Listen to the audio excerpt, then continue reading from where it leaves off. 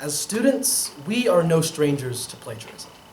The fact of the matter is that cheating happens, and well, more people get away with it than don't. The real question is why? Why is it that so many students feel the need to copy their A-push notes from a classmate, use photomath to do their math homework, or get all of their original ideas from ChatGPT? Personally, I blame our education. The purpose of education is to provide us with the skills we need to become a contributing member to society. That's the purpose. But the reality is that we spend every day trying to maximize our GPA, pad our resume, and ensure that we score as high as possible on arbitrary standardized tests. Cheating makes this easier. It's low risk. If you're not cheating, what's wrong with you? Why should you put in the effort when someone next to you can hit 3 buttons and get a higher score? Our education system simply does not align with its own goals. Now, it may surprise you that this is not some solely high school phenomenon. Instead, this is human nature, nowhere more apparent than in academia. The purpose of research is the pursuit of knowledge. Research is where things that can change the world are discovered. But that requires the truth. That requires proper practice. In a fashion very similar to our education system, it is the facilitated laziness and flawed system of rewards that remove any significance from the work that is done in research, separating academia from its initial goals. But we don't have to worry. It's okay, because research has something our education system doesn't. A real system that can root out academic dishonesty and protect research's integrity. You know it. You love it. When you want to believe something online, all you have to do is look for 2 words: peer review. The peer review system has become a standard of quality and honesty. Because if a smart person reads a paper, they are bound to catch every single error and cause for concern, right? No. Peer review isn't as useful as we make it out to be. For one, referees do not consistently detect errors in papers. A referee lacks the ability to perform a quantitative analysis of a paper simply by reading it. Instead, only able to use their past experiences as warrant for skepticism. A qualitative analysis, and one that is riddled with biases. Furthermore, even if a referee can detect an error in a paper, often their recommendations can stay just that, recommendations. Editors still allowing these papers to pass through, disregarding quality. Finally, not only has peer review failed to do its job, it has been consistently taken advantage of. The leading cause of papers being redacted today is fake peer review, which is exactly what it sounds like. Researchers have gone as far as to use fake email accounts to impersonate reviewers. Or, better yet, why not just pay for a positive review from a third-party organization? Peer review is a face. It is not a filter, but a formality, a disguise of credibility used to mask the failure of academia in addressing fraud. It's just not fair.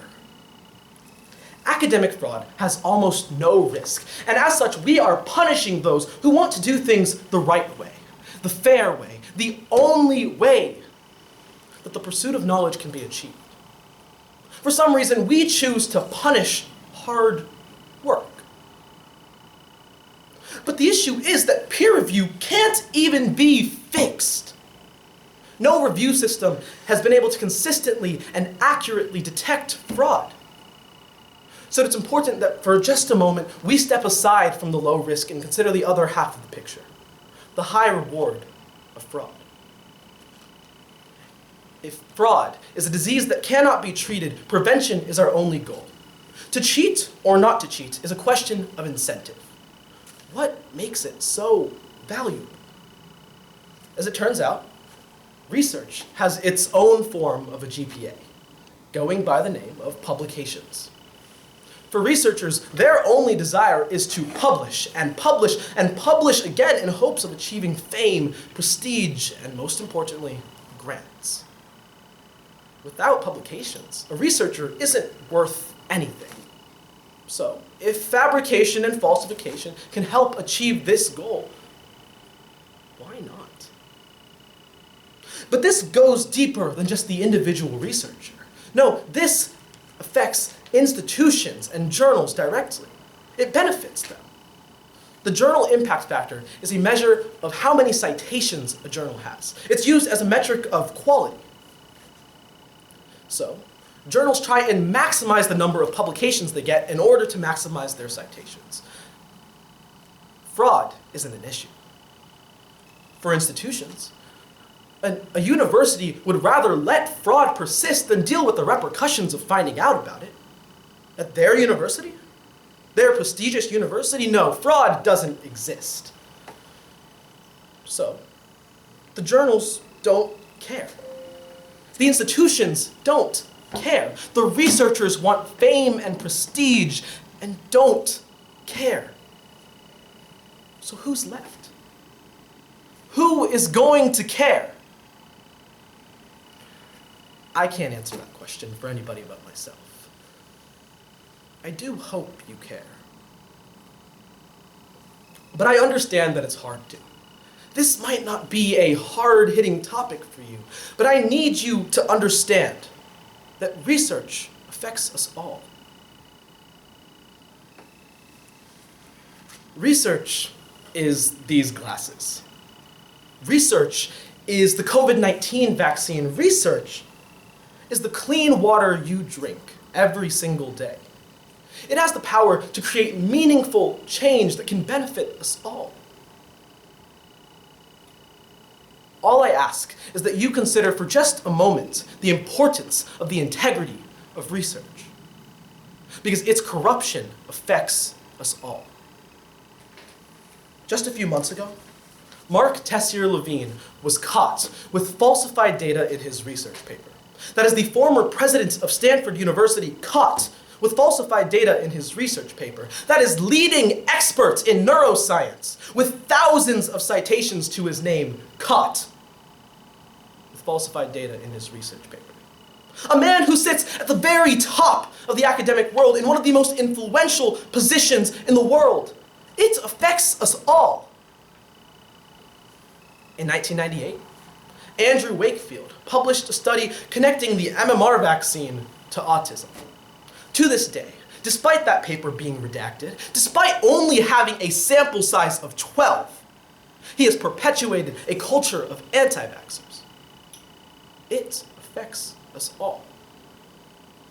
A University of Pennsylvania gene therapy trial was started to try and find a cure for ornithine transcarbamylase deficiency, a metabolic disorder.